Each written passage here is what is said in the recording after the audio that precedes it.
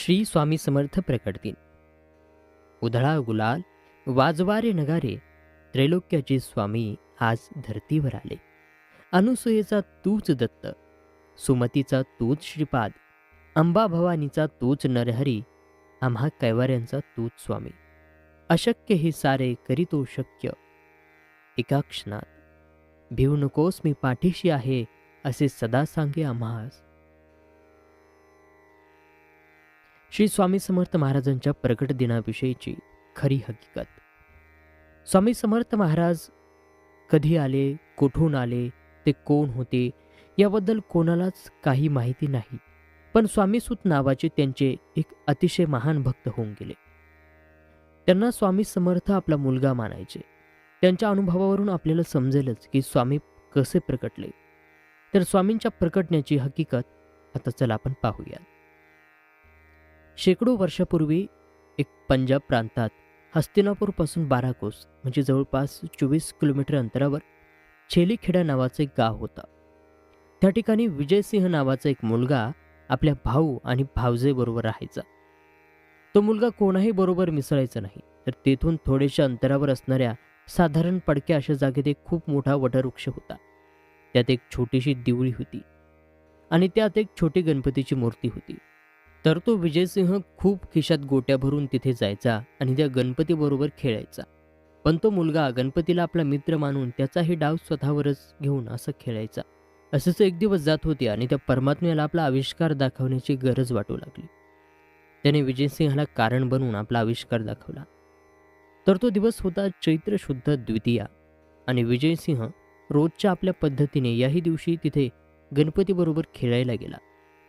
पण आज अचानक त्याच्या मनात आले की रोज आपणच खेळतोय आणि आज याने पण खेळायचे.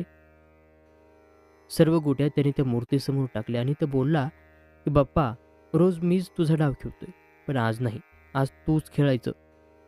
बस इतके शब्द त्याच्या तोंडातून निघले तेव्हा धरणी कंपित होऊ लागली. सर्वत्र ढग जमून अंधार होऊ लागला. वारे वेगाने वाहू लागले आणि कोणालाच काही कळेना की काय होतंय. पण काय करणार, ती अद्भुत शक्ती आज प्रकटणार होती आणि तिच्याच आगमनाची ही सूचना होती. ज्या ठिकाणी गणेश मूर्ती होती त्या ठिकाणी धरणी दुभंगून एक 8 वर्षाचे अतिशय तेजस्वी एक बालमूर्ती प्रगटले आणि तेच दुसरे तिसरे कोणीही नसून प्रत्यक्ष परब्रह्म श्री स्वामी समर्थ महाराज होते. तर विजयसिंह गोट्या खेळताना तेव्हा स्वामींकडून हरला आणि बालरूप स्वामींनी त्याला गोट्या उधार दिल्या. परत भेटण्याचे वचन देऊन तिथून ते गुप्त झाले. थोडक्यात स्वामींचा अवतार हा पंजाब प्रांतात हस्तिनापूरपासून 12 कोस जवळजवळ 24 किलोमीटर अंतरावर छेलीखेडा नावाच्या गावात वटवृक्षाच्या जवळ गणेश मूर्तीच्या शेजारी झाला. आता शंका ही उपस्थित होईल की ही गोष्ट कशी काय कळली. पण या गोष्टीचा उलगडा असा झाला, कोकणातील हरिभाऊ म्हणजे स्वामीसूत हे अक्कलकोटला आले होते आपल्या ऐहिक इच्छापूर्तीसाठी. तेव्हा तिथे काही दिवस ते वास्तव्याला होते आणि एक दिवस स्वामींनी त्यांना जवळ बोलावले, मांडीवर घेतल्याने सांगितले की आजपासून तू माझा सूत झालास. सर्व घरदार सोडून दे आणि दर्या किनारी माझी ध्वजा उभी कर. हे ऐकून हरिभाऊंना रडू कोसळले, कारण ते इथे ऐहिक इच्छापूर्तीसाठी आले होते आणि महाराज तर सर्व सोडायला सांगताहेत. हे पाहून त्यांना थोडं रडू कोसळलं.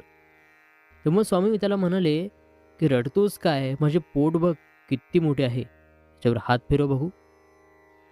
आणि ज्यावेळी हरिभाऊंनी तसे केले त्यांना ध्यान लागले आणि त्यामध्ये त्यांना आपले सगळे जन्म आठवू लागले आणि त्यातील त्यांना एक आपलाच जन्म आठवला, विजयसिंह. म्हणजे दुसरं तिसरं कोणी नाही तर तो स्वतः स्वामीसुतांचाच पूर्व अवतार होता. आणि त्यानंतर सर्व गोष्टीचा उलगडा झाला. या गोष्टीला स्वतः स्वामींनी मान्यता दिली आहे. ती पुढील प्रमाणे म्हणतात की स्वामी प्रगट दिनाचा उत्सव स्वामीसूत महाराजांनी सुरू केला. ज्यावेळी स्वामीसूत महाराज हा उत्सव अक्कलकोटमध्ये करत होते तेव्हा भुजंगासारख्या भक्तांनी स्वामींना प्रश्न विचारला, स्वामीसूत हे काय करत आहेत. तेव्हा स्वामींचे उत्तर असे होते, माझा बाळ, मी सदैव ज्या दिवशी प्रकट झालो त्या प्रगटलेल्या दिवसाचा उत्सव साजरा करत आहे. नाना रेखे नावाचे अहमदनगरचे स्वामी भक्त होते. ते स्वामीसूतांच्या सांगण्यावरून अक्कलकोटला आले होते. तर ते पिंगळा ज्योतिष विद्येत पारंगत होते. स्वामींनी त्यांना आज्ञा केली की ही माझी कुंडली बनव. तेव्हा त्यांना खूप आनंद झाला आणि त्यांनी लगेचच कुंडली बनवण्याचं काम सुरू केलं आणि काही दिवसातच कुंडली बनली. तेथील स्वामी प्रगट होण्याचा मजकूर हा तुम्हाला सांगितला त्याप्रमाणेच होता. तर ते ती कुंडली घेऊन स्वामींपाशी आले तेव्हा तेथे भजनाचा कार्यक्रम सुरू होता. तेव्हा स्वामींनी ती कुंडली भक्तांना सांगून माळ्यावर टाकायला सांगितली आणि ज्यावेळी कार्यक्रम संपला आणि परत स्वामींनी कुंडली आणण्याची आज्ञा केली, तेव्हा त्या कुंडलीवर हळद, कुंकू, अक्षता, तुळस, फुले वगैरे वाहून सर्व देवतांनी त्या कुंडलीची पूजा केली होती. आणि आजही स्वामींची ही कुंडली स्वामींच्या अहमदनगरच्या मठामध्ये आहे. तर श्रोतेहो, आशा आहे तुम्हाला स्वामी समर्थ महाराजांच्या प्रकट लीलेची ही कथा आवडली असेल. व्हिडिओ लाईक करा, शेअर करा आणि चॅनलवर नवीन असाल तर सबस्क्राईब करायला विसरू नका. असेच माहितीपूर्ण व्हिडिओज तुम्हाला या चॅनलवरती पाहायला मिळत असतात.